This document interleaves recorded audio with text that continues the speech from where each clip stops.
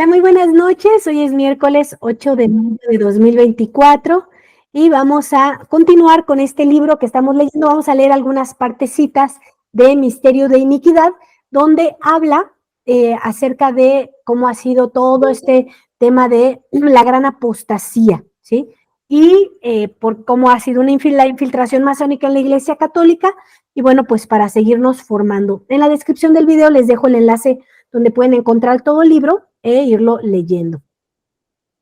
También aquí en la capilla tenemos algunos engargolados, ¿no? Para quien lo quisiera, también lo puede encontrar. Y si no, ustedes mismos también lo pueden imprimir.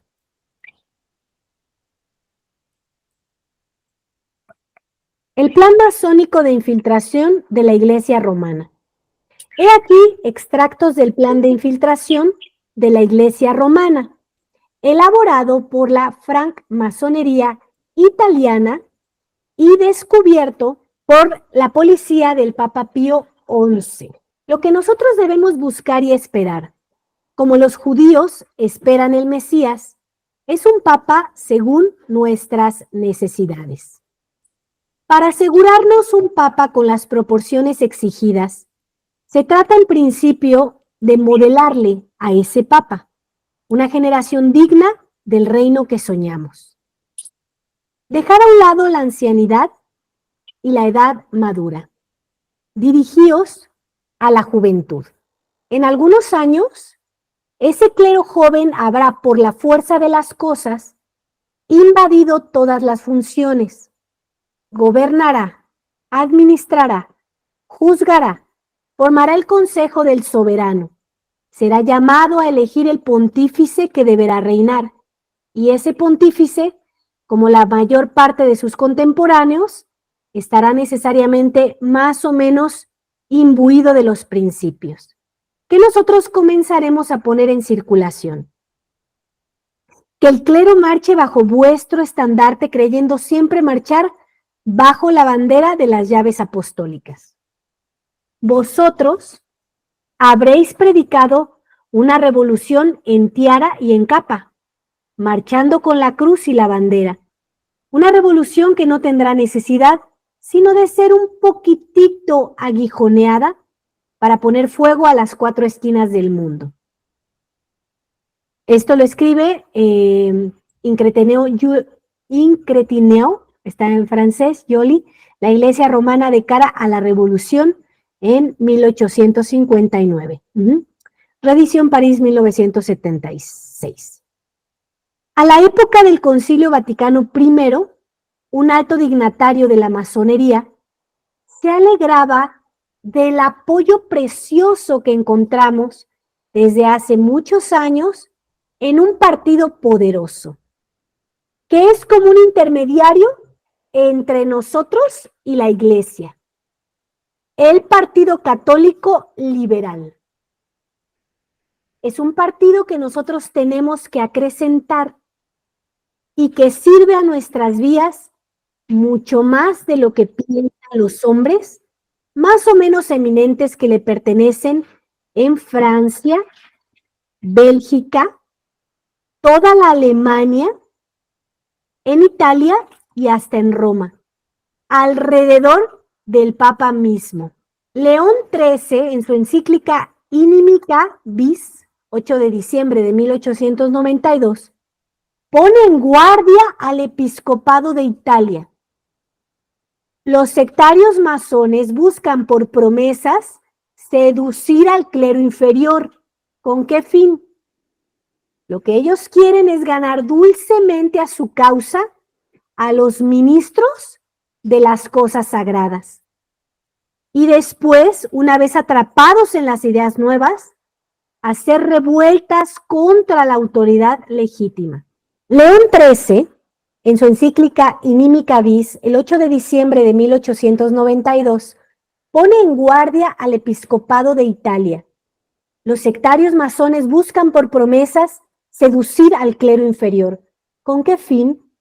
Lo que ellos quieren es ganar dulcemente a su causa a los ministros de las cosas sagradas.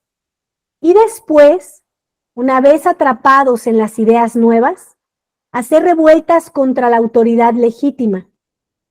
León XIII murió en 1903. La francmasonería desea la elección de un sucesor imbuido del espíritu masónico. He aquí el retrato del candidato ideal, esbozado en 1903 por la revista masónica Acacia. Un papa que desataría los lazos del dogmatismo, tensados hasta el exceso, que no prestaría oídos a los teólogos fanáticos y denunciadores de herejías, que dejaría a los exegetas trabajar a su gusto, limitándose a mantener una unidad que sería más una solidaridad entre las diversas ramas de la Iglesia, que no entraría en lucha con los gobiernos, que practicaría y recomendaría la tolerancia entre las otras religiones, aún hacia el libre pensar, que no renovaría la excomunión de la francmasonería. Aquí lo escribe en Acacia, septiembre de 1903, in lecture tradition, número 94, marzo-abril de 1982. ¿Sí? Fíjense lo que escribían ya los masones. Estaban ellos buscando, puesto que ya habían entrado en contacto con un grupo que no era fiel, evidentemente, porque los fieles no entran en contacto con los enemigos. No hablan con los enemigos. Y entonces unos que se decían católicos estaban en medio de la Iglesia Católica y los masones, ¿sí? Estos que estaban en medio, evidentemente, eran masones, lo dice nuestro Señor Jesucristo. El que no une conmigo desparrama, el que no junta conmigo desparrama, ¿sí? Entonces estos que estaban en medio, ¿no? Fueron un tesoro precioso, así lo dice la masonería francesa, y dice, estos están en contacto con nosotros, se están dejando seducir, así como Eva, ¿no? Entonces, como están escuchando el mal, ¿qué hacen ellos? Empiezan a buscar, puesto que estos están dentro de la Iglesia Católica, vamos a seguir seduciendo a uno de estos hasta que tengamos el Papa perfecto. ¿Qué decían de este Papa? Que desate los dogmas, que no apruebe los dogmas, que esté en contra de los dogmas. Y bueno, recordemos en el modernismo, ¿no? Cuántas veces, ¿no?, han enseñado el estar en contra de la obediencia, ¿no? Y luego, ¿qué le parecía también? Bastante, pues como bastante bueno, bastante precioso. Entonces querían estos masones un papa, ¿no? Que no estuviera de acuerdo con los dogmas, ¿sí? Con los dogmas que ya están muy tensos, ¿no? Él quiere desatarlos, ¿no? Tú crees lo que quieras, yo también voy a creer en lo que quieran. No es tan así, ¿no? No es tan radical. Querían a alguien que no fuera firme, ¿sí? Porque en la Iglesia Católica definitivamente se requiere firmeza, ¿sí? Para, pues, para ser católico, se requiere mucha firmeza. Entonces, que no fuera tan firme, que no prestara oídos a los teólogos fanáticos. Entonces, que dejaran trabajar a su gusto, ¿no?, a los exegetas, ¿sí? Que ellos vayan haciendo sus, sus análisis, limitándose a mantener una unidad que sería más solidaridad entre las diversas ramas de la Iglesia, que no entraría en lucha con gobiernos y que practicaría y recomendaría la excomunión. Que la que no, pero que no renovaría la excomunión de la francmasonería. Es decir, que tengan un libre pensar, que se unan todas las religiones y que no excomulguen a los francmasones. O sea, que empiece a haber una cercanía. Es decir, esta cercanía que ya tenía este grupo tibio, quería traer a otros a esta tibieza. Entonces, este era el plan que tenían para este papa. Necesitamos a alguien así, con este perfil. ¿Sí? Es un plan que tienen desde muchísimo antes, ¿no? Vamos a unir, ¿saben cómo me suena esto? Esta solidaridad entre las diversas ramas de la iglesia, ¿no? Que no entraría en lucha con los gobiernos. No, no, no, tú no luches contra los gobiernos. Recordemos que para este tiempo, fíjate qué año es, 1982. Evidentemente, no, fue en 1903, no, porque en 1982 ya estaba, es 1903. Y lo vuelven seguramente a editar en 1982, y de ahí lo toman. Pero en 1903 ya había entrado en vigor todo el tema de la Revolución Francesa. Entonces ya esto ya había un pleito, ¿sí? Contra los gobiernos, y que dicen, no, ya no pelees, déjalos que ellos sobren, vamos a separarnos y vamos a estar de acuerdo con esa separación, ¿sí? Entonces, esto ocurre en ese tiempo, ¿ok? Esto de no hagas la lucha, ¿no? Mantengamos una unidad, me suena como a una familia en la que hay adulterio, ¿no? A la mujer, como solo le importa el dinero del hombre, estamos hablando de una familia obviamente no católica, ¿sí? Destruida de esas personas que ya son muy egoístas, ¿no? Que hay muchos hoy, tristemente, hay muchos que viven así, ¿no? De estos que dicen, mira, a mí me convienes porque me das dinero, yo te convengo porque no estás solo, entonces vivamos así. Tú tienes tus amantes, tengo los míos, y finjamos tener una familia y que esto es amor, pero es que somos muy modernos, ¿no? Nos compartimos todas estas porquerías que hay en el paganismo y en el satanismo, porque eso es satánico, ¿sí? Entonces, la Iglesia Católica siempre ha defendido las almas. Y estos que quieren como, vamos a convivir con todos, evidentemente no defienden las almas. ¿Por qué? Porque como una madre que amas a tus hijos, tú como un padre que amas a tus hijos, tú como un sacerdote que amas las almas, no vas a permitir que entre nada que los contamine, porque los amas. Entonces, vamos a pensar que tú tienes a tus hijos pequeños, ¿no? Y de repente tú tienes a alguien, un conocido, un tío, una tía, que son evangélicos. Ellos son protestantes y ellos odian a María Santísima, ¿no? Entonces, tú tienes que entender una cosa, que tú eres padre y madre de esos hijos. No vas a permitir que alguien venga a meterles ideas contrarias a la salvación de su alma. Entonces, estas personas que son evangélicas, que ya le dieron la espalda a Dios, que son apóstatas, tú las invitarías a tu casa y que se vaya colando el odio a María, porque tú no sabes, vamos a pensar que tienen hijos pequeños, se van a una habitación, ¿qué le está diciendo él al otro niño? Ay, no, es que yo no creo en María y no la odio porque ella en realidad no es la madre de Dios. Es decir, no permitirías eso, ¿verdad? Porque van a dañar el alma de tus hijos.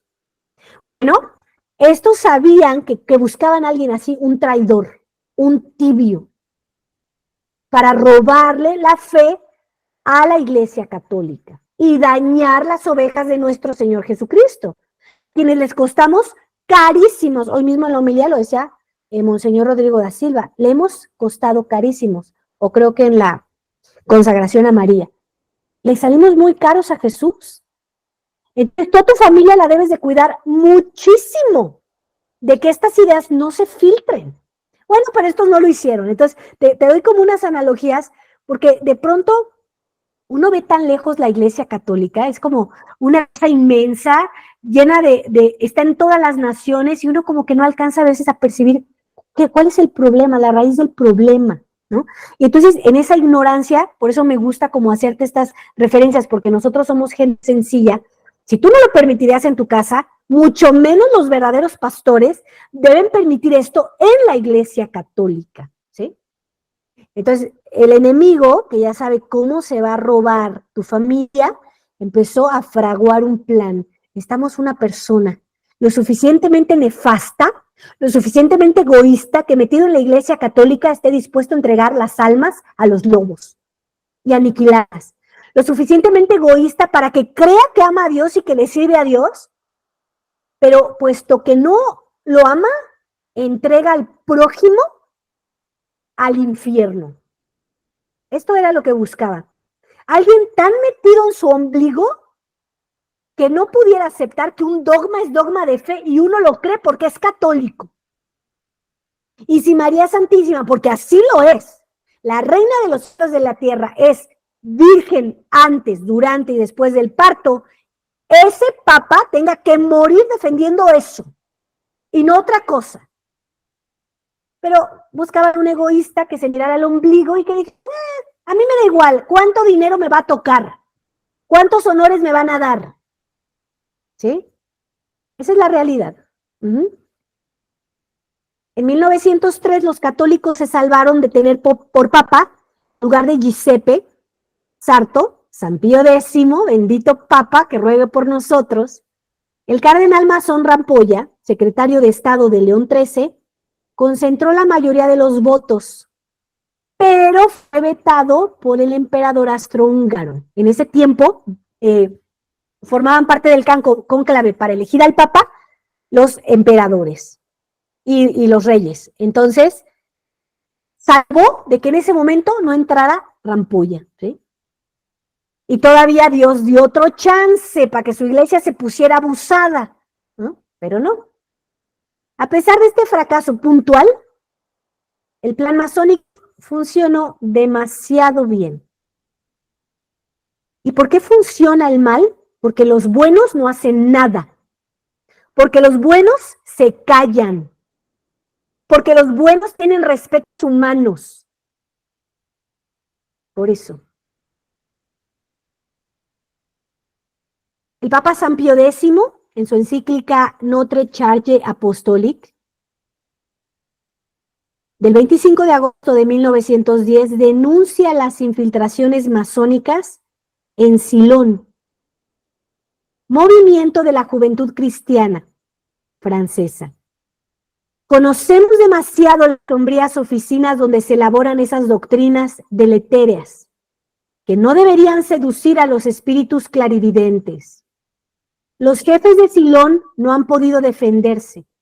La exaltación de sus sentimientos, la ciega bondad de su corazón, su misticismo filosófico mezclado con una parte de iluminismo, los ha llevado hacia un nuevo evangelio, en el cual ellos han creído ver el verdadero evangelio del Salvador, al punto que osan tratar a nuestro Señor Jesucristo con una familiaridad soberanamente irrespetuosa, y que teniendo su ideal parentesco con el de la revolución, no temen hacer entre el evangelio y la revolución aproximaciones blasfemas. En los años 20, la conjuración había tomado proporciones alarmantes, pues no solamente el bajo clero y la juventud, sino también una parte notable del alto clero militaban ya bajo la bandera de la revolución. Luego, en el consistorio secreto del 23 de mayo de 1923, Pío XI interroga a una treintena de cardenales de la curia sobre la oportunidad de convocar un concilio ecuménico. El cardenal Bogiani estima que una parte considerable del clero y de los obispos estaba imbuida de las ideas modernistas.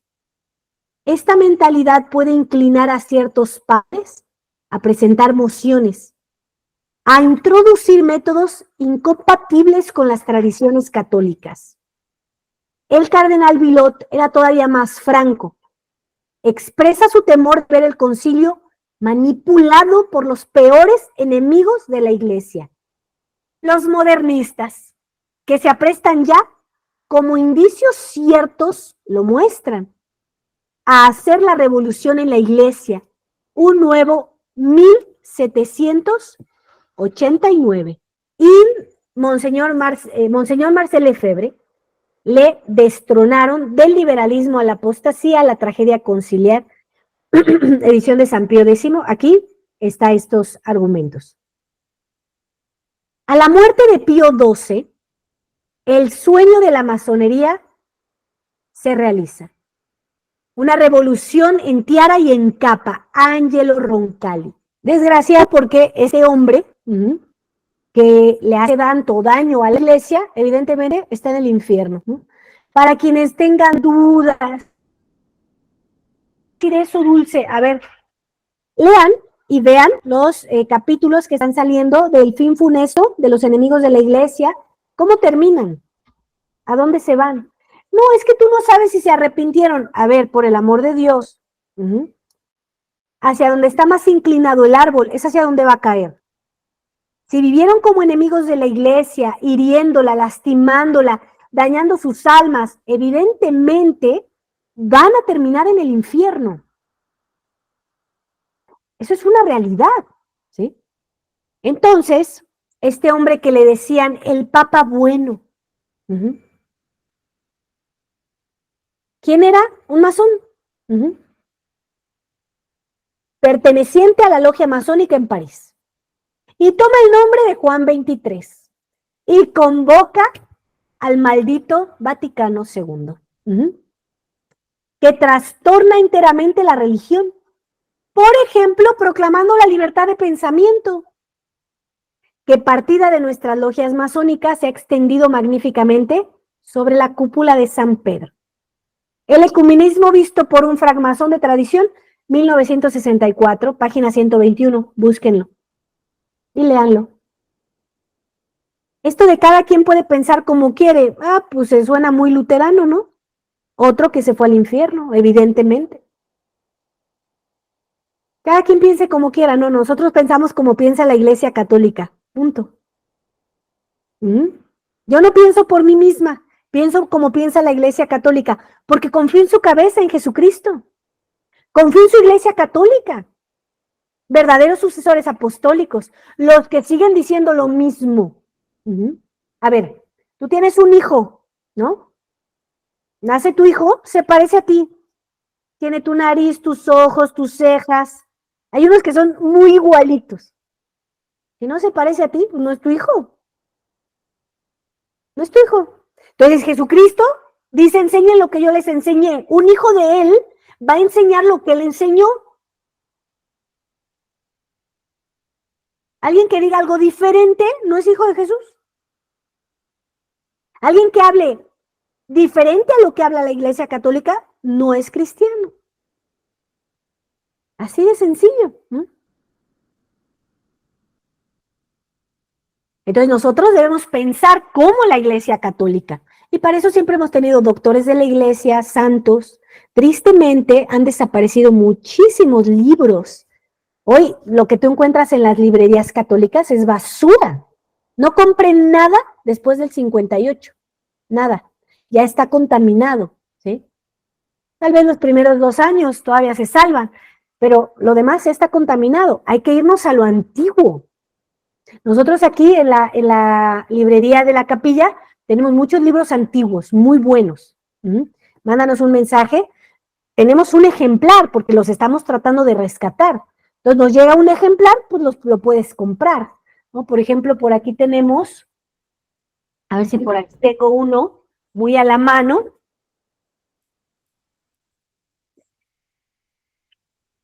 Mira, por ejemplo, ¿no? El libro del maestro, ¿no? El credo, y te habla todo el tiempo del credo, ¿no? Aquí está, ¿sí? Es antiguo, tú lo puedes ver la edición, ¿no? Entonces, tener estos libros es muy valioso, porque tristemente ya muchas cosas están cambiadas. Si Juan Pablo II, otro desdichado, es una pena, es un dolor, es una tristeza que hayan traicionado hacia nuestro Señor Jesucristo, ya le tocará su momento de que hablemos de él. Pero él cambió el Padre Nuestro, cambió el credo, sea anatema el que cambie una sola palabra, anatema. Entonces, háganse de buenos libros, ¿sí? Los antiguos. Mira, cuando tú agarras un libro antiguo con la información sin cambios de la Iglesia Católica, te das cuenta. Es como, ¿se acuerdan cuando dice nuestro Señor Jesucristo? No recuerdo en dónde, y también lo escuchamos de Dios en el Antiguo Testamento, mi palabra te sabrá miel. Cuando tú lo estás leyendo, en verdad es un deleite que no quieres dejar de leerlo. Tienes más deseo de leer, porque es la palabra de Dios. Entonces, muy importante que tengan estos libros. Los partidarios del cambio se llaman conciliares, nombre derivado del Conciliábulo Vaticano II. Los opositores se llaman católicos, en razón de su adhesión al catolicismo. Los que están de acuerdo al Concilio Vaticano II son conciliares y vienen de este pensamiento liberal. Cada quien piense como quiera. Nosotros, opositores de eso, verdaderos católicos, nos adherimos a lo que dijo la Iglesia Católica durante 1957 años, hasta este hombre desgraciado. Desde 1958, Roma toma la contramarcha de lo que el papado ha enseñado siempre. Empieza a ir contrario, contrario, contrario, contrario. Evidentemente, en ese tiempo, solamente los que amaban mucho a Dios se dieron cuenta. Los otros quedaron en tinieblas. ¿Sí? Y hoy es muy fácil de ver las tinieblas. ¿Sí? Entonces, es como cuando tú, no sé, te vas equivocando de ruta, ¿no? Tú llevas una ruta, ¿no? Y de repente la vuelta era hacia acá, pero te vas alejando y te vas alejando y te vas alejando. Llega un momento donde ya no vas a poder tomar la misma ruta, es demasiada la lejanía, ¿sí? Entonces, hoy entre lo que te enseña el modernismo y lo que enseñaba la Iglesia Católica está abismalmente separado. Por eso es muy fácil reconocer la Iglesia Católica, porque uno se pregunta, ¿pero por qué Jesucristo decía esto que no? ¿Y por qué ellos como que sí están un poco de acuerdo? Algo que a mí me llamó siempre la atención era el martirio. ¿Por qué dicen que Benedicto está secuestrado y que por amor a la iglesia pues está como atrapado? Yo decía, pero ¿no sería mejor el martirio que vivir así? Pues claro, porque era una mentira. Entonces siempre te suena mentira. Hasta que has ganado los merecimientos para que Dios diga, ok, me estás demostrando que vas a militar en esta iglesia, que no vas a ser como otro tibio de estos. De esos estoy harto. Ven. Y ahí te empieza a probar. Te empieza a probar, te empieza a probar. ¿Sí? ¿Estás listo? ¿Vas a combatir? ¿Vas a ser un perro mudo? ¿O vas a ser un tibio como estos? Que dicen amarme, pero viven como si no me amaran. Si yo te digo que te amo, te lo demuestro. Es muy fácil decir te amo y sí, yo voy a hacer lo que tú dices, pero hacer todo lo contrario. Dios no quiere palabras. Dios no hace tratos con gente tibia.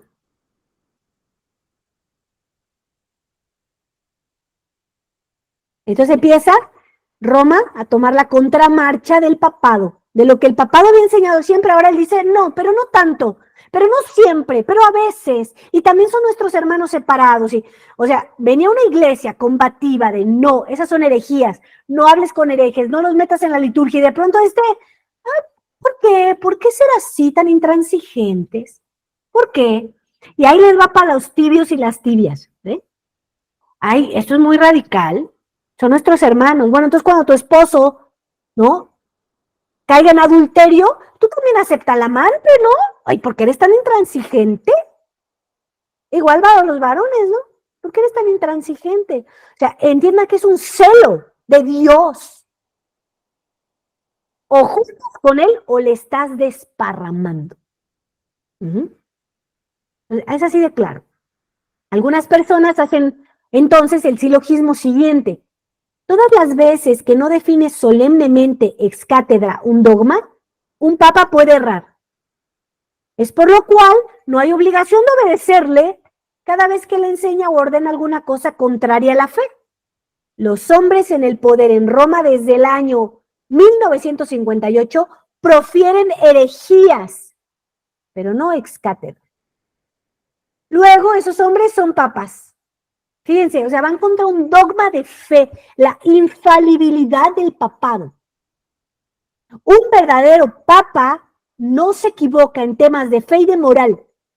No hay error, lo guía el Espíritu Santo. Entonces, estos que evidentemente no son papas, claro que van a tener un montón de errores, ¿no? Porque es una gracia, es una gracia. Es una gracia que da el Señor. Entonces, estos que evidentemente no son papas, claro que van a tener un montón de errores, ¿no? Porque es una gracia, es una gracia. Es una gracia que da el Señor. Entonces, Otras personas establecen un silogismo diferente. La enseñanza ex cátedra es vehiculizada no solamente por el modo extraordinario, definiciones solemnes, sino también por el modo ordinario, escritos de todos los días. Un papa no se equivoca en ningún momento en el dominio de la fe porque está sin cesar asistido por el Espíritu Santo, conforme a la promesa formal de Cristo. Juan 14, 15, 17. ¿Cómo un papa verdadero sucesor de Pedro, asegurada la asistencia del Espíritu Santo, puede presidir la destrucción de la Iglesia? Dice Monseñor Lefebvre in Bonum Certamen, número 132, Nancy. Esta defección no sería el signo de que los hombres que gobiernan el Vaticano desde 1958 no son verdaderos papas, sino usurpadores, ocupantes ilegítimos de la sede de Pedro. Estas formas de visualizar el problema son lógicas las dos. Solamente un silogismo puede ser lógico siendo falso, pues todo depende de las premisas de las cuales se extrae una conclusión. Si una premisa es falsa, se arriba por razonamiento en sí mismo lógico a una conclusión falsa. Antes de comenzar a razonar en buena lógica, es indispensable asegurarse que las bases sobre las cuales se apoya el razonamiento corresponden a la realidad. La mayor parte de los errores del hombre vienen menos de que razonen mal partiendo de principios verdaderos, que de que razonen bien partiendo de juicios inexactos o de principios falsos. Charles Augustin Saint-Beuve, Causeries du Lundi, París, 1852-1862. A fin de no razonar en el vacío, hemos emprendido una vasta investigación teológica, histórica y canónica. Hemos reunido informaciones y documentos con el fin de dar una base muy sólida a este estudio, cuyo plan es expuesto a continuación. Bueno, pues yo les invito a leer el libro para que puedan darse cuenta de cuál es la realidad y no sigan siendo engañados en ese modernismo que por muchos años ha robado muchas almas y que solo las almas que no fueron firmes en el amor a Jesucristo, en la confianza a Él, terminarán perdiéndose. Vamos a rezar por Monseñor Rodrigo da Silva, dando gracias a la Santísima Trinidad por el privilegio inmenso que es para la Iglesia Católica. Le suplicamos que lo bendiga, que lo defienda, que lo proteja y que lo haga santo. Ave María, gratia plena, Dominus tecum, benedicta tu in mulieribus et benedictus fructus ventris tui, Iesus. Sancta María, Mater Dei, ora pro nobis peccatoribus, nunc et in hora mortis nostre. Amén. En el nombre del Padre, y del Hijo, y del Espíritu Santo, que tengan una bendecida noche y nos vemos el día lunes. Pero no me esperes para la lectura, tú ve leyendo y que el Espíritu Santo te ilumine para comprender la fe y defender como la iglesia militante que somos. Que Dios me los bendiga, nos vemos el próximo lunes. Mañana acuérdense que tenemos adoración al Santísimo a las 7:30 de la noche y a las 4 todos los días la consagración a María hasta el día 31 de mayo. Bendecida noche.